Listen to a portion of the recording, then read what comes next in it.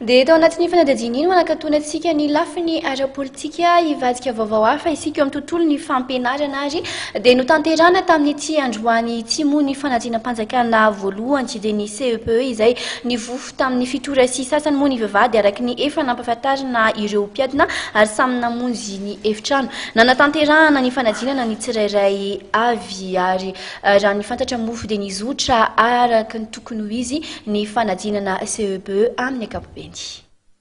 Ny fanitsakitro ireo ray aman-dreny ny atoandro teo nanotrona ny zanany anala Cepe raha hoan'ny tao amin'ny centre lycée moderne Peflo dia maro ireo ray aman-dreny no nisafidy ny hitondra ny sakafon'ireo ankizy teny amin'ny toerana anaovana ny fanadinana. Eo ihany koa ny lavapidiana mba hiatrehan'ireo mpiadina ny Cepe ary hanana ny hery hiatrehana ny fanadinana dia nisy tamin'ireo ray aman-dreny nanao izay sakafo tian'ny zanany. Manana aloha dia misy fa le tsy maintsy mitsena satria betsaka fa le ankizy tia indraindray mampivoaka dia tsy maintsy mitondra vary satria lavitra be. Miezaka nandrahoana tsara mitondra sakafo akaiky ihany fa aloha mitondra sakafo so tsy fantatra izay andalany. Concombre zao tena tiana dia steak pané. Naneho ny fijeriny ihany koa ireo ankizy tao ny laza fa mora ny fanadinana. Ahoana ny tokonay? Lafinaritra. Inona zao tena enjy? Tantara.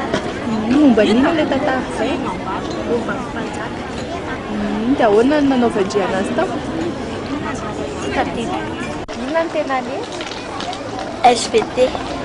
Tsotra kely Cepe. Tena haiko indrindra ny matiera rehetra.